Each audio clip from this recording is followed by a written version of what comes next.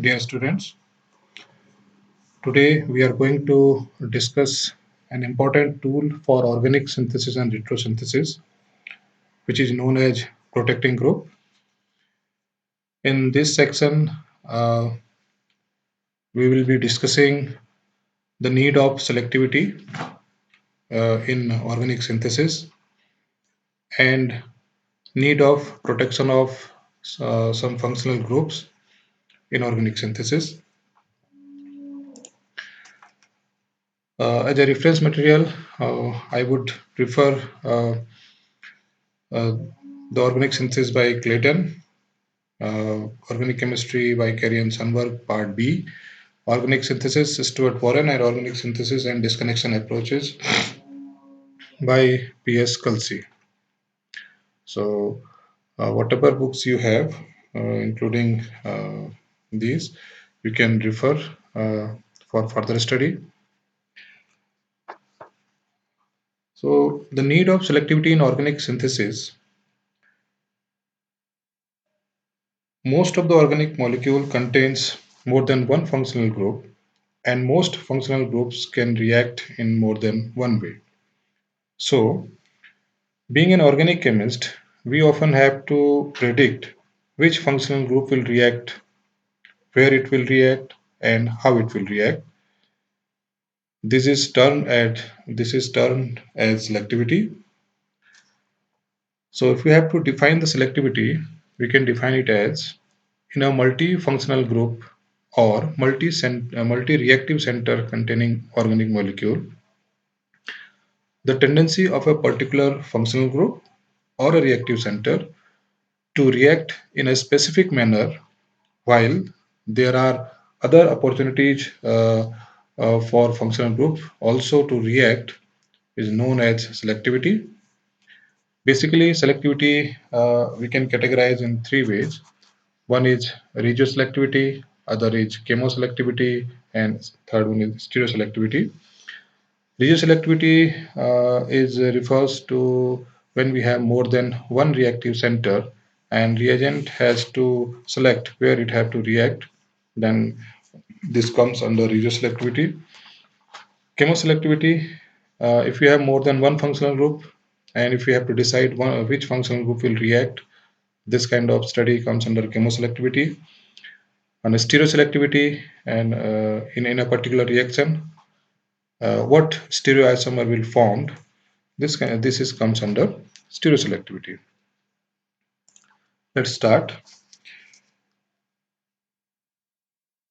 We'll begin with regioselectivity, which implies that there is one functional group that can react in two different places and a reagent must choose where it to react. We understand this by taking some examples. Uh, First, take this example where the addition of HX, hydrogen halide, to an alkene, uh, there may be possibility of formation of two products. One is via uh, Markovnikov rule or other via anti-Markovnikov rule.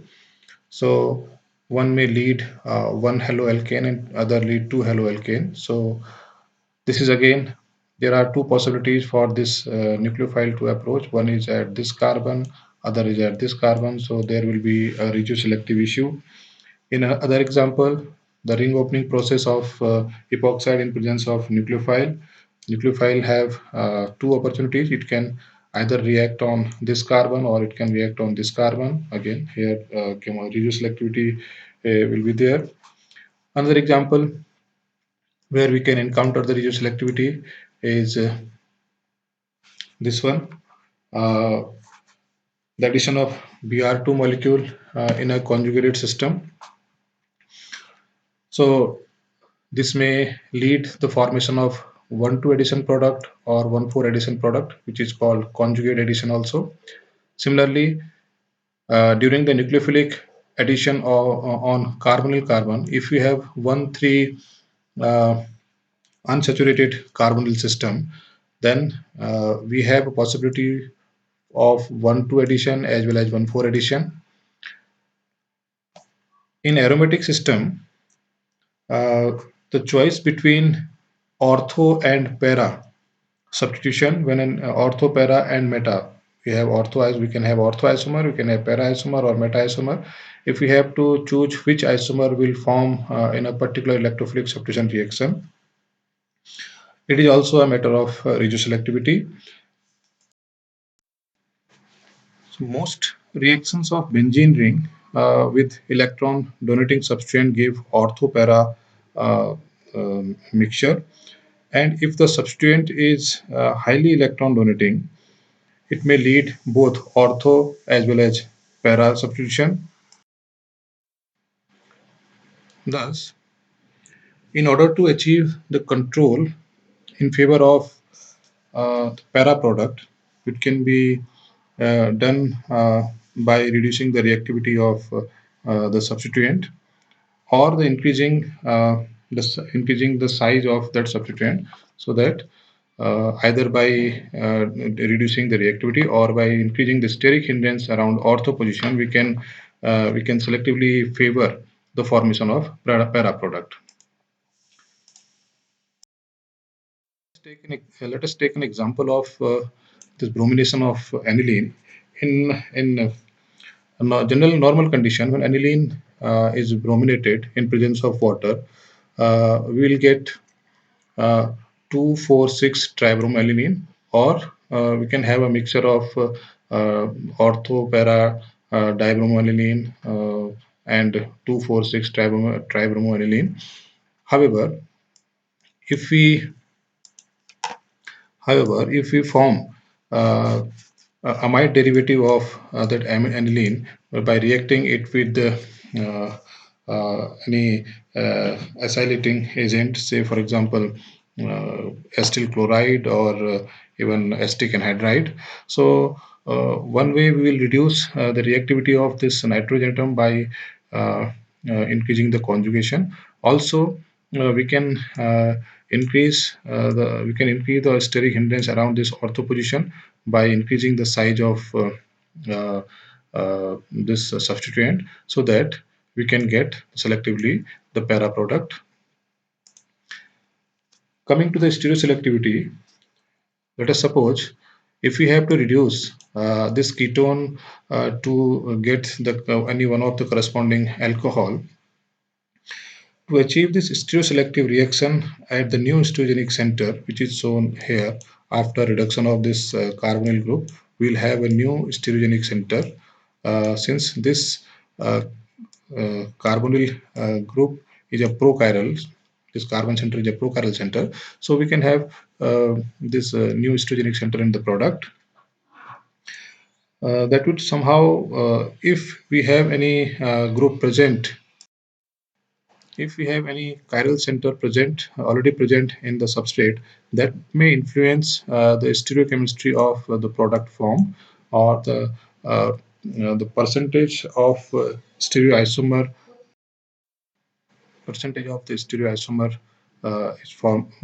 is formed.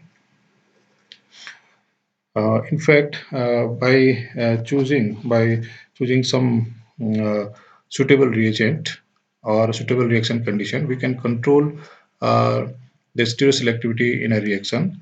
Like in this example, if we have to uh, get the cis epoxide, then we have to start the epoxidation with metachloroperbenzoic acid by using cisalkene.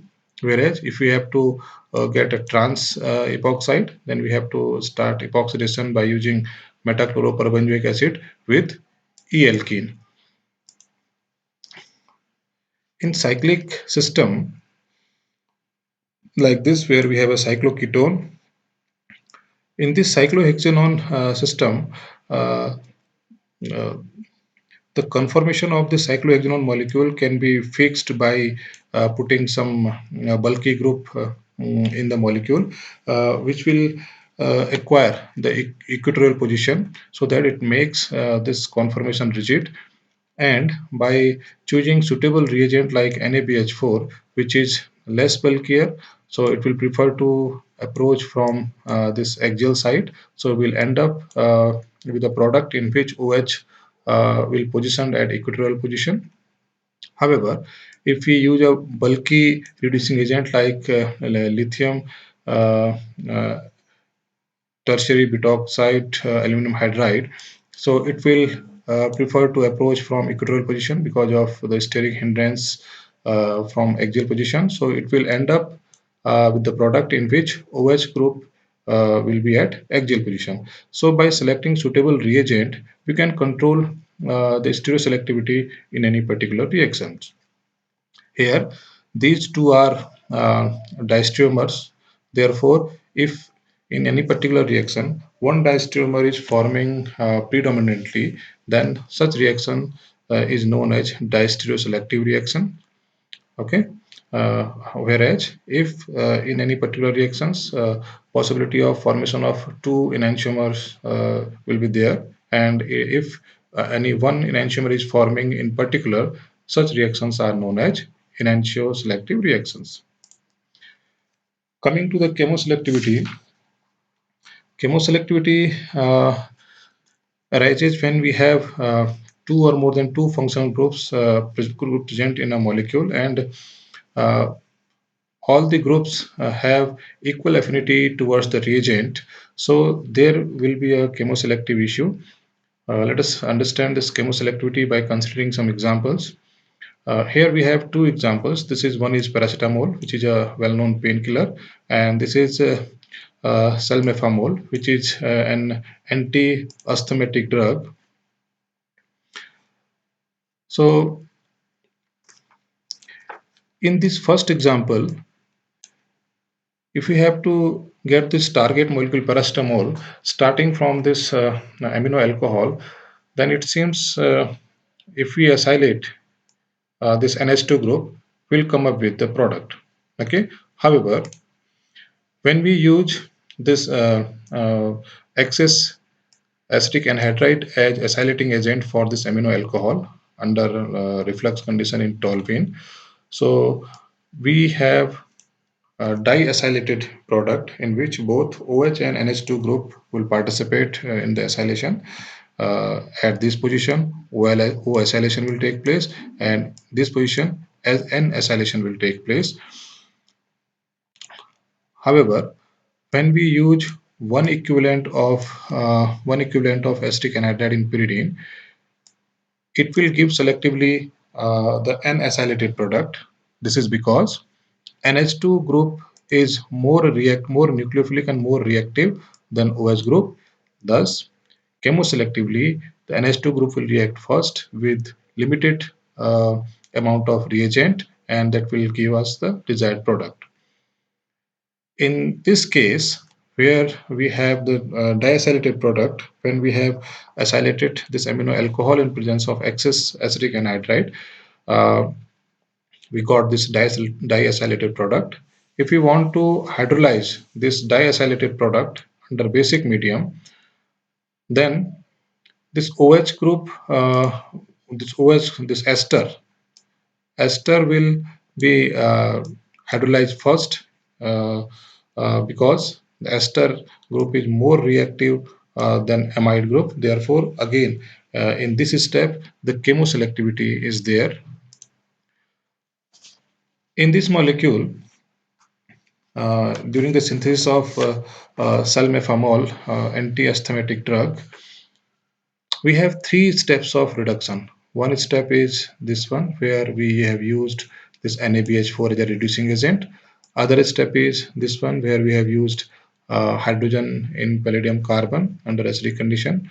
Third is that where we have used this lithium aluminum hydride as reducing agent. By selecting the reagent in a suitable manner, we can control the chemoselectivity.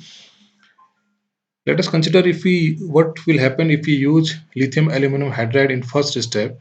That will reduce both this carbonyl carbon as well as this ester group. Okay, so uh, This LiAlH4 has no selectivity. However, when we use NaBH4, this NaBH4 has this particular selectivity towards carbonyl group, so it will reduce only this carbonyl group to the corresponding OH, and it will remain untouched. This ester group will remain untouched. In second step, when we have used hydrogen in palladium carbon, this hydrogen or palladium carbis reducing agent has a particular affinity towards this benzyl group. This is so it is used for debenzylation. This H2 PD group is used for debenzylation. So we'll come up with both this PHCH2 group will be removed, and finally by this reagent we'll come up with this product. At last, when we use this LiAlH4, which has no selectivity, it can reduce any carbonyl group. So this LiAlH4 will reduce the ester group to corresponding alcoholic group. Thus, by selecting suitable reagent uh, in a suitable manner, we can control the chemoselectivity in a particular reaction. Now we'll discuss chemoselectivity in retrosynthesis. Let us consider one example, this one, which is benzyloxyphenoxyethanamine. As per the guideline of disconnection, we can have a different disconnection mode for this molecule. Let us first go for this first mode of disconnection, where we have disconnected at this point. Okay, so we'll have these two synthons, and they will correspond to two synthetic equivalent. Okay, now if these two synthetic equivalents will be considered as the final reagent, then these two must react together to give us the target molecule. However, when we have reacted these two molecules together, there may be possibility of formation of two products A and product B. Product A will form when this OH will approach to the electrophilic carbon and will lead the product A, which is the target molecule and desired product.